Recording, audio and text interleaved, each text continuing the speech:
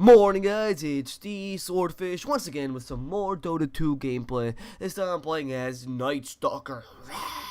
Mid, oh yeah, and I dominate as usual. And I would just like to apologize firstly for the weird player perspective you'll see in this video. I don't understand why they changed it in the new update, but it's like they have this weird camera angle. Makes it more cinematic, makes it prettier, but at the same time makes it harder to see what's going on. So I changed between following the hero and player perspective. Yeah, sometimes works, sometimes it doesn't. You know, it's still good. You can still see it mostly, whatever. Anyway, the most important part is the commentary as usual. And the commentary today will start with a rant, and then move on into some coherent philosophical talk as usual. So bear with me till the end, and if you haven't already, subscribe. Woo! So, what I was going to say today is that my internet recently has been shit. Has been utter shit, you know, and like it keeps cutting off and whatnot. And I was talking to an older friend of mine, older acquaintance rather, 50-year-old or so, and he was telling me, like, you know, you're just not used to this new internet. It's like you're so used to having like internet that's constant and internet that never cuts off, you know, in my time. And when that phrase came up, I automatically thought, well, fuck you, you old cunt.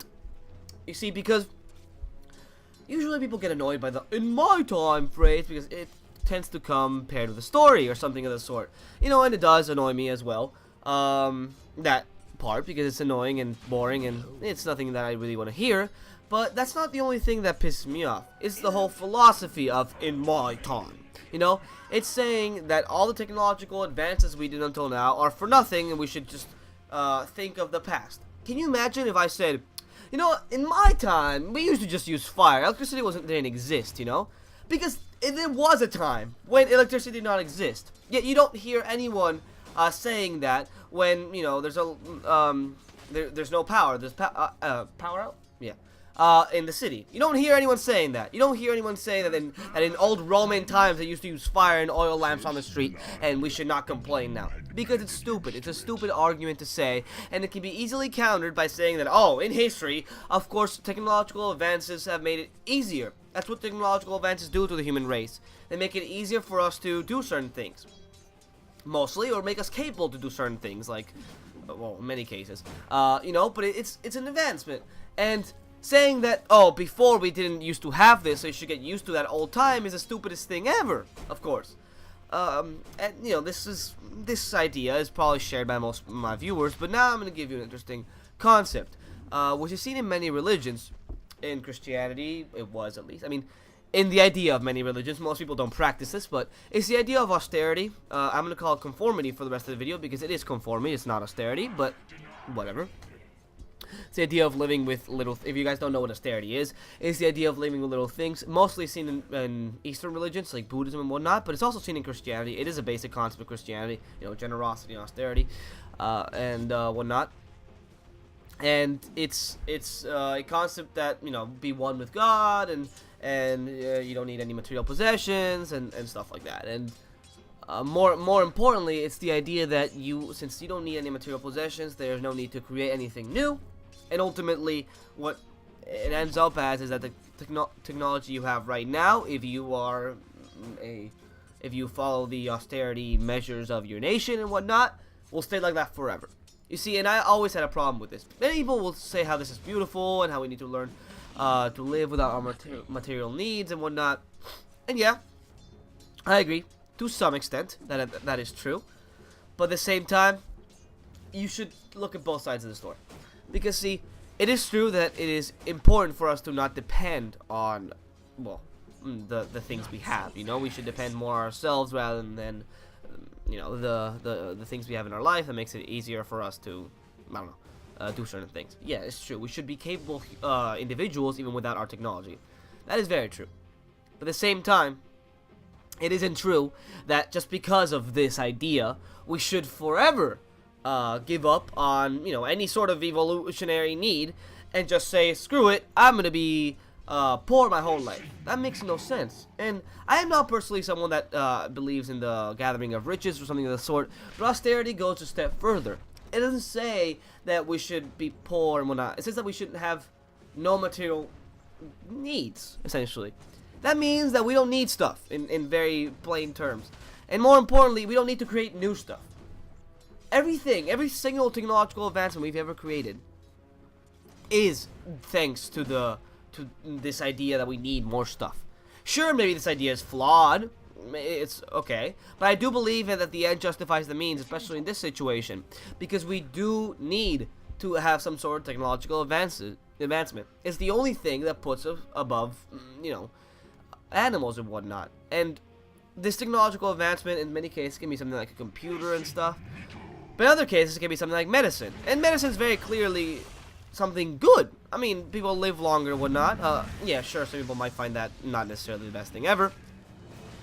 It could be perfectly debatable that medicine might be harming the human race because we live longer, so and so. But that doesn't mean that, ultimately you can say, yeah, we live longer, most people want that, so it's something that we would like to have, right? If we live a shorter lifespan, there's less human beings, and so, in general, the evolution of the human race is stunted. Mostly we rely on natural selection and whatnot, which would not be that bad, debatably, but still. The idea that we live longer is an idea shared by most people, that it's a good thing that we can do that. So why should we conform? Why should we say, no, fuck material gains, let's just be ourselves? Well, there's no reason to do that, in general, because, if you think about it, just for a quick second, human beings are kind of scum. We aren't evolved in the sense of intelligence. Some people may argue that we are not. But we're not, like, particularly amazing in anything else. We're not physically fit. We are not, don't have any sort of sixth sense or any sort of special ability. We can't even freaking fly, We don't have much, naturally, except for our intelligence. And the only thing our intelligence can do is either join up as a group and contribute in this big thing we call society, or, alternatively, in a better scenario, create technology that will help us be strong even by ourselves. That's essentially the only thing our technology can do. So we might as well use that to our fucking advantage, because otherwise, we're kind of screwed. It's pretty simple. And there's one last thing, which I want to mention about the use of technology. It's probably going to be the biggest part of my commentary, essentially. Which is that many people see technology as a facility, an enabler, essentially, that allows you to do new things. And yes, that is true. That is very true. But something that people fail to see is that technology, it encourages individualism. It is possibly the thing that encourages individualism the most. Let me explain here. If you look 500 years in the past, there was a limited amount of things you could do with your life. You could be a farmer, you could be an artisan, whatever. But there was no choice to, for example, be a professional game developer, as a very good example, or an esports player. Those jobs didn't exist years ago. The only thing that technology does is widen our array of jobs. Sure, people that right now want to be an artisan will have a harder time because there's machines to replace them and whatnot. But there's still a market for artisan goods. Because, see, as long as something exists, there will be a market for it. Albeit a small market, I won't deny, but I would much rather sacrifice some of my revenue in a thing so that someone else could be happy and do whatever the hell they wanted to do, rather than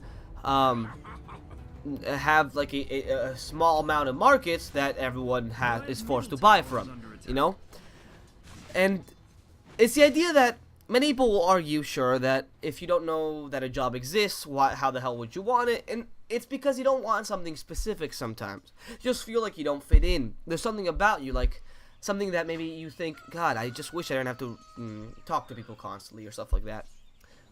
And before you had to, there was no option, yeah, you could work in the fields and whatnot, and you can be a farmer. But say you're bad at physical labor and you're not good at talking to people. Sure, you're a relatively useless human being, especially back in the time. And some people called you obsolete. But now there's jobs for you if you can do that. There's a place for you in the human world. Before there wasn't. And you would be forced to do things that you obviously don't like and just call it your job. Like, I hate my job and whatnot. And that's what many people feel, especially nowadays. Even nowadays. when they're doing something they don't like. It's just something, they have this feeling of not being incomplete, I would say. And it's sad because nobody should have to feel that way. We're such a diverse fucking human race. We should cater to every single need. We have markets for everything. We have people that want everything. There's a reason in this era there's so many cult things. There's cult films, cult video games, things that only a select few people like, but like it a lot. Like, hell, even bad video games get a lot of press because of how bad they are. It's amazing how many things just, as long as they get the needed advertising, will be liked by someone in this world because we're just so many fucking people. And what technology does is an enabler to allow many people to do these different things, these different jobs, these different, I don't know, creations that more people will like. That's the beauty of technology. That's why austerity is this kind of like group mentality, this thing that that takes away individualism, because what it does is takes away our material needs, and in many cases it makes us all equal in the same sense. Sure, we have different personalities and whatnot, but you can only differ from personality ever so much. You have nothing, you have no passion, no hobbies, nothing of the sort, because, well, most hobbies involve material things. Sure, you can, like, want to read, but a book is material, you know? Many monks and whatnot who believe in this austerity measure will follow the same exact routine. And those who don't and say, they still believe in austerity measures are wrong. You can interpret it however the fuck you want. But the idea of austerity is that you will not spend money, you will not have any material gains. It's the idea of conformity. You will conform with what you have. And this is not at all what many people are doing, even though they might call it that way. Just because the idea of conformity is to completely conform. Say, no, I don't need anything at all in my life. And just the idea of that takes away most of what makes us individuals. Because sadly, we don't define ourselves based on our personality. We define ourselves based on the things we do. Because personality can change all the time, you see. Personality is something that can constantly be evolving. It's the point of human race. If your personality is not evolving all the time, then you're a very fucking boring individual. You can't take anything new from new experiences. Your personality should be constantly evolving. So how the hell do you define yourself? What is the first thing you say if you meet someone, something of the sort? Your tastes. The things you do, the things you've accomplished, because those are tangible things that you can, at least in some sort, measure, or at least in some sort don't really change.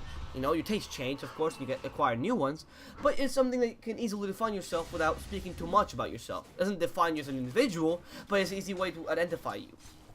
And this identification is very important. If that's why we need material needs. That's why we need to like things such as music or books. That's why we need to have these things in our fucking life, these hobbies, these I don't know, these jobs that based on computers and other stuff. We need these things. They're very important to us.